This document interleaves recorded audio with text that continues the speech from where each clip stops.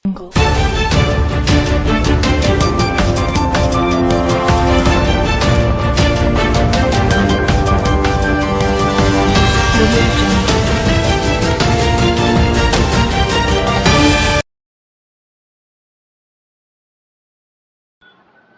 24x7 YouTube channel அறிவியல், ஆன்மீகம், கலை, கலாச்சாரம், பண்பாடு, வரலாறு என பல்துறை சார்ந்த கருத்துக்களை பயனுள்ள வகையில் பதிவு செய்து வருகிறோம்.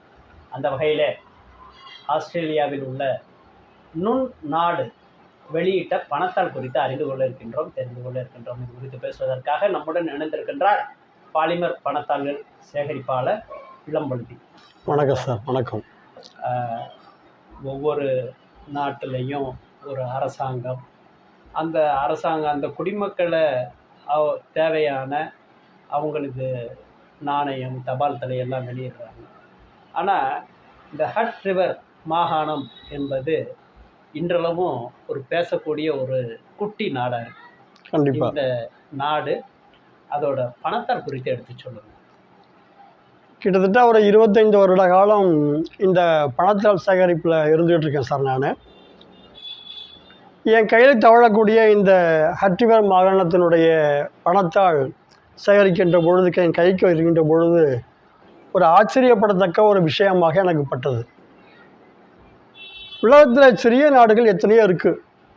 அதில் ஒன்று இந்த மைக்ரோனேஷன் என்று சொல்லக்கூடிய இந்த பிரின்சிபாலிட்டி ஆஃப் ஹட் ரிவர் அப்படிங்கக்கூடிய மைக்ரோனேஷன், குட்டியோண்டு நாடு, மிகச்சிறிய நாடு. இதை பற்றின விஷயத்தை சேகரிக்கின்ற பொழுது அருமையான ஒரு தகவல், ஒரு இன்ட்ரெஸ்டிங்கான ஒரு தகவல் எனக்கு கிடச்சிது.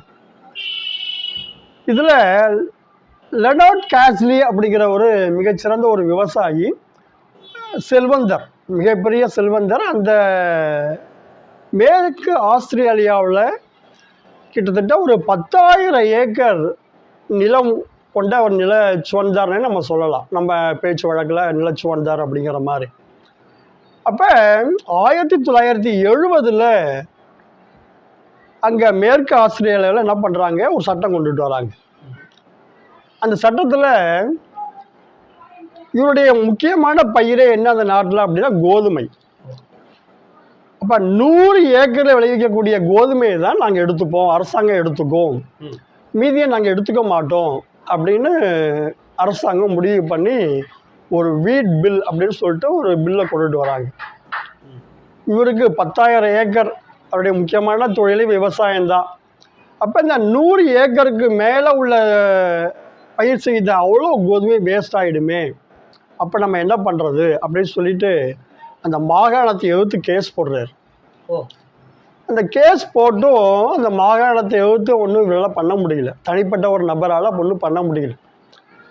கேஸ் மேலே போகுது. அப்பயும் அதில் அவர் பின்வாங்கக்கூடிய ஒரு சூழ்நிலை. ஏன்னா கேஸ் இவருக்கு எழுத்தாப்புல நிற்கல ஒன்றும். அப்போ அவர் யோசிக்கிறார், ஏன் நாம் ஒரு தனி நாடு உருவாக்கக்கூடாது அப்படின்னு ஒரு சிந்தனை அவருடைய மனசில் எழுது.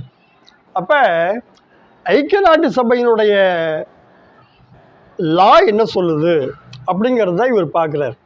ஒரு நாடு அப்படின்னா அந்த நாட்டுக்கான என்னென்னலாம் தேவைகள் இருக்குது அப்படிங்கிறத அவர் யோசித்து அதெல்லாம் ஐநா சபையினுடைய லா என்ன சொல்லுதுங்கிறத கவனமாக பார்க்குறாரு. அப்படின்னா கிட்டத்தட்ட ஒரு 13 விஷயங்கள் மெயினாக அவருக்கு தேவைப்பட்டுச்சு. ஒரு நாடு அப்படின்னா தனியாக ஃப்ளாக் வேணும், தனி நாட்டுக்கு தனி கொடி வேணும். அந்த மாதிரி தனி கொடியை உருவாக்குறாரு. அதுக்கான நேஷ்னல் ஆந்தம் உருவாக்குறாரு. அதுக்கான எம்பலம் அது தனியாக உருவாக்குறாரு. இதை தவிர ஒரு நாடு அப்படின்னா அதுக்கு வேண்டிய ஸ்டாம்ப்ஸ், போஸ்ட் ஆஃபீஸ் இருக்கும், பேங்க் இருக்கும், கரன்சி இருக்கும், நாணயங்கள் இருக்குது, அதில் பாஸ்போர்ட் இருக்குது. இது எல்லாம் இவரே தயார் பண்ணுறாரு. அந்த நாட்டுக்கு உரிய தனி முத்திரை உண்டாக்குறாங்க, தனி ஆமாம் பாஸ்போர்ட் எல்லாம் தனித்தனியாக உருவாக்கி அழகான ஒரு குட்டியோட நாட்டை உருவாக்குறார். மைக்ரோனேஷன் ஒரு குடும்பத்துக்காக மட்டுமே அப்படிங்கிறது தான் இங்கே சிறப்பு. ஒரே குடும்பம், ஆமாம், ஒரே குடும்பத்துக்காக ஒரு நாடு, அதுதான் இங்கே சிறப்பு. இந்த இதில் எவ்வளோ பேர் இருக்கிறாங்க? 22 பேர் தான் சார். 22 பேர்த்துக்காக ஒரு குட்டியோண்டு நாடு. அவர் வீட் பில் அப்படி கொண்டு வந்ததை எதிர்த்து நாமளே உருவாக்கக்கூடிய ஒரு நாடு அது. இந்த நாட்டோட சதுர பரப்பு எவ்வளோ இருக்குங்க? 75 சதுர கிலோமீட்டர் சார். அவ்வளோதான். ஆனால் அங்கீகரிக்கப்பட்ட நாடுகளை விட இதை பரப்பளவில் அதிகம்தான் சார். இதை விட சிறிய நாடு இருக்குது. பட் இருந்தாலும் அங்கீகரிக்கப்படாத ஒரு குட்டி நாடு அப்படிங்கிறத நம்ம இதை சொல்லலாம். உலகத்தில் பல்வேறு விஷயங்கள் சுவாரஸ்யமாகத்தான் இருக்கின்றது. ஒரு கோதுமை பயிரை வாங்குவதற்கு இல்லாத சூழலில் தனக்கு ஒரு நாடு வேணும், அந்த நாட்டுக்கு ஒரு பேர் வேணும், அந்த பேருக்கு ஒரு கொடி வேணும், அந்த கொடிக்கு உள்ள ஒரு தேசிய கீதம் வேணும், அங்கே உள்ள குடிமக்களுக்கு வணிகம் செய்வதற்கு பணத்தாள்கள் வேணும், நாணயம் வேணும், அங்கே கடித போக்குவரத்துக்கு அஞ்சல் தலை வேணும்.